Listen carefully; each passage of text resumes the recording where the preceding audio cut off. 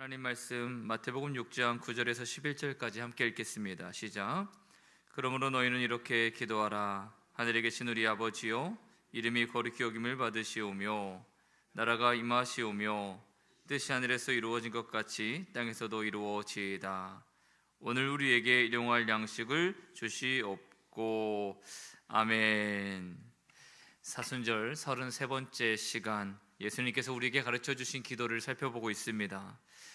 우리가 아는 것처럼 여러분 10계명을 한번 생각해 보면 10가지 계명 중에 1계명부터 4계명까지는 하나님과 나와의 관계에 관한 또 하나님의 말씀이죠. 그리고 5계명부터 10계명까지는 사람과 사람 사이에 또 나와 다른 이웃 사이에 세상 사이에 관한 말씀과 가르침입니다. 예수님께서 오늘 우리에게 가르쳐 주신 기도, 이 성도의 기도를 보면 굳이 나누는 것이 딱 명확하지는 않아도 하늘에 계신 우리 아버지, 또 이름이 거룩히 여김을 받으시오며 나라가 임하시오며 뜻이 하늘에서 이루어진 것 같이 땅에서도 이루어지이다. 이 앞에 있는 3번 혹 4번의 이 기도는 하나님의 영광을 위한 기도죠. 하나님을 거룩히 이 땅 가운데에 나타나고 증거가 되기를 원하는 하나님을 향한 기도입니다. 그런데 오늘 일용할 양식을 위한 기도, 또 죄사함을 위한 기도, 악의 시험에서 이기는 기도는 성도의 기도라는 거죠. 우리의 기도입니다. 우리를 위한, 예수님께서 너희들의 삶에 필요한 것들을 위한 기도를 이렇게 해라 라고 가르쳐 주셨어요. 그래서 오늘 이 시간에는 성도들, 우리를 위하여 가르쳐 주신 기도, 그 첫 번째, 일용할 양식을 주시옵고, 이 기도가 우리에게 어떤 의미가 되는지 이 새벽에 말씀을 통해서 은혜를 나누고자 합니다. 말 그대로 일용할 양식은 매일의 빵이에요. 그날 주시는, 하나님께서 주시는 양식을 말합니다.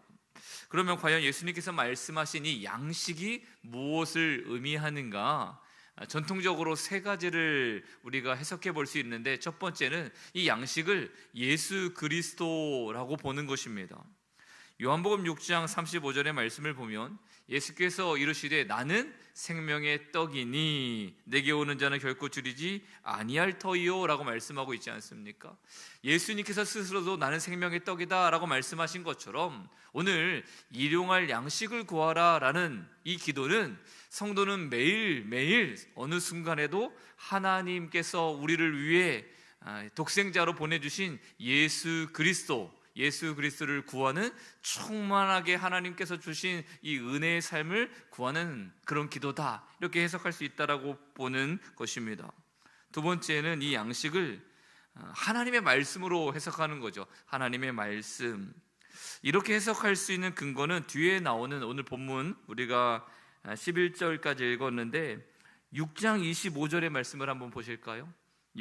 마태복음 6장 25절 말씀 함께 읽습니다. 시작.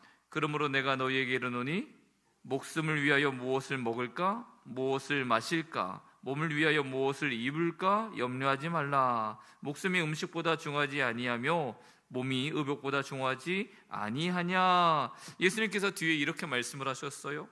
그러니까 예수님은 무엇을 먹을까? 마실까? 입을까? 그런 거 구하지 말라, 이렇게 말씀을 하셨습니다. 그런데 오늘 11절에는 일용할 양식을 위해 구하라? 그러니까 구하지 말라와 오늘 이 양식을 구하라는 말이 좀 이렇게 대치가 된다라는 거죠. 그러면서 이 양식은 먹을 것을 말하는 것이 아니라 하나님의 말씀을 구하라는 것이구나. 마치 예수님께서 돌들로 떡덩이가 되게 하라, 사탄의 미혹을 받으셨을 때 사람이 떡으로만 살 것이 아니요 하나님의 입으로 나오는 모든 말씀으로 살 것이라, 이렇게 말씀으로 승리하신 것처럼 일용할 양식을 구하라는 기도는 성도는 매일 하나님의 말씀을 구하는 삶을 살아야 된다, 이렇게 보는 해석입니다. 자, 세 번째, 주님 말씀하신 이 양식을 말 그대로 인간적 삶의 모든 필요한 것들, 모든 필요한 조건들로 보는 것이죠. 대체적으로 종교개혁자들은 다 그렇게 생각했습니다. 마틴 루터도 그랬고 칼빈도 그랬습니다. 그래서 오늘 우리에게 일용할 양식을 주시옵소서라고 기도하는 것은 성도들의 삶에 필요한 것이 먹을 것만 있겠습니까? 입을 것만 있겠습니까? 그 외에도 모든 그 필요를 채울 수 있도록 하나님께 간구해라, 그렇게 기도하는 것이 오늘 이 예수님께서 가르쳐 주신 기도의 의미다라고 해석하는 것입니다. 자, 여러분들은 이 세 가지 중에 무엇이 맞다라고 생각하세요? 양식은 예수 그리스도다, 양식은 하나님의 말씀이다, 이 양식은 우리 인간의 삶에 필요한 모든 것들을 의미한다. 여러분들은 어떤 것이 맞다고 생각하십니까? 다 맞죠. 실은 다 맞는 겁니다. 예수님께서 우리에게 말씀하신 것은요, 먹을 것, 입을 것, 특별히 하나님의 말씀, 그리고 예수 그리스도, 또 우리에게 필요한 이 세상의 전반적인 모든 것들을 구하는 것, 그것을 실은 우리에게 가르쳐 주셨습니다.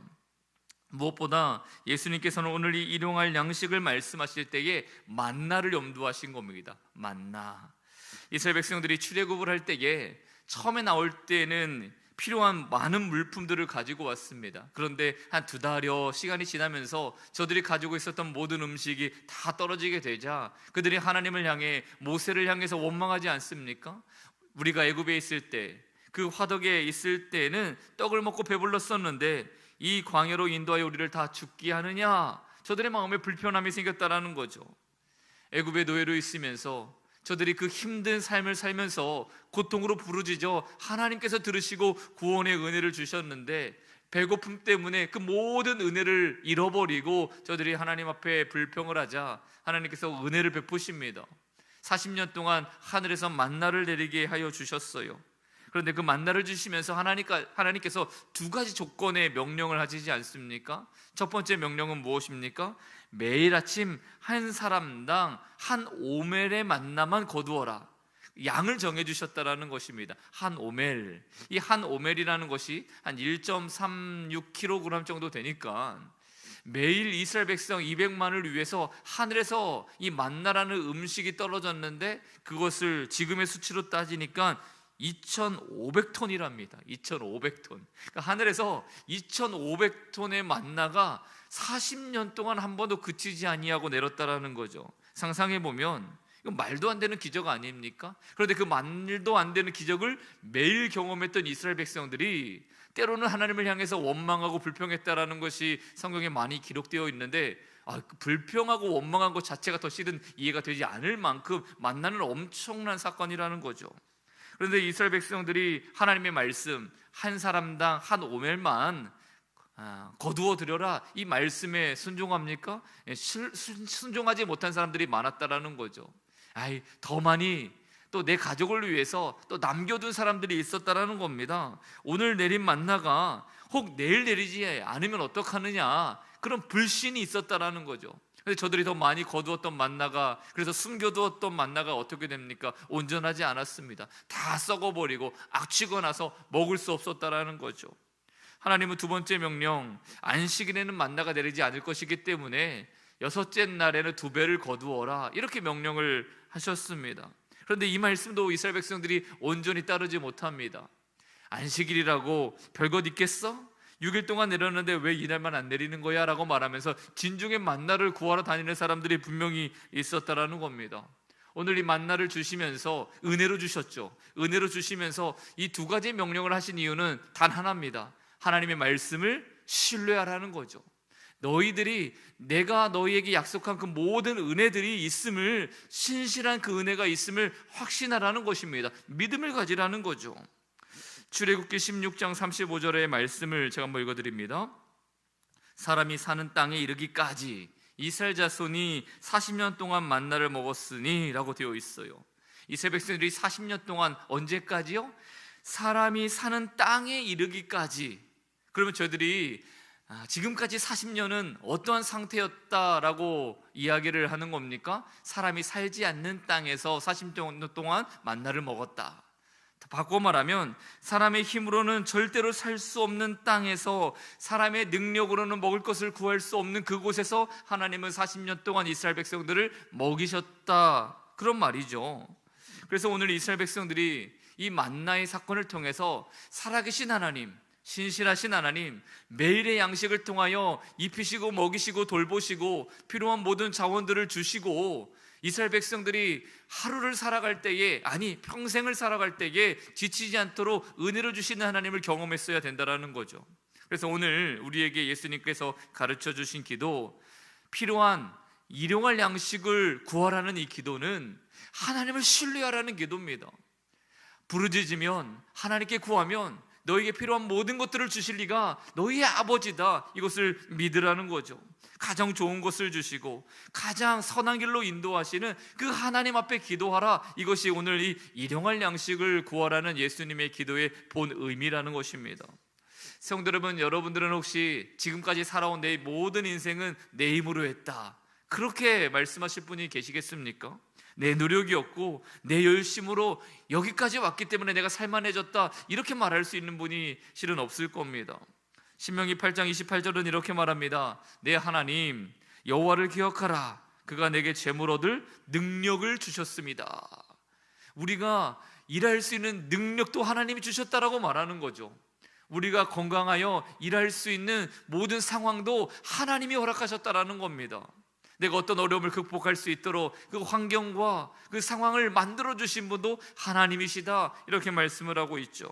그래서 오늘 예수님께서 우리에게 말씀하셨습니다. 일용할 양식을 위하여 기도하라. 즉 너희가 기도하지 않으면, 너희가 무엇이 필요한지 나에게 말하지 않으면 나는 알 수 없어, 그렇게 말씀하신 것이 아니라 너희는 단 한순간도 나를 의지하고 나에게 의뢰하고 나를 향한 그 마음을 잊지 말라는 겁니다. 내가 너희에게 모든 것들을 은혜로 줄 것인데 그것을 확신하고 신뢰하며 두려워하지 말라는 거죠. 염려하지 말라는 것입니다. 우리는 한순간도 하나님의 도움이 없이 살 수 없다라는 그 마음에 성실한 믿음을 가질 것을 요청하는 기도, 그것이 오늘 일용할 양식을 구하라는 기도인 줄 믿습니다. 그래서 오늘 이 새벽에도 기도하실 때에, 하나님 오늘 우리에게 일용할 양식을 주시옵소서, 나에게 필요한 모든 것들, 또 내가 구하며 간구하는 것들 중에서 또 썩고 더럽고 추악한 것들은 주님 주시지 않아도 좋습니다. 나에게 가장 좋은 것, 선한 길은 주님께서 아십니다. 주님께서 나에게 은혜로 주실 가장 좋은 것들을 제가 기대하는 마음으로 기도하겠습니다. 그런 마음으로 오늘 기도하시는 귀한 새벽이 되시기를 예수님의 이름으로 축원을 드립니다. 기도하겠습니다. 아버지 하나님, 우리에게서 가장 좋은 것은 하나님이 주십니다. 우리의 인생을 가장 선한 길로 인도하시는 분도 하나님이십니다.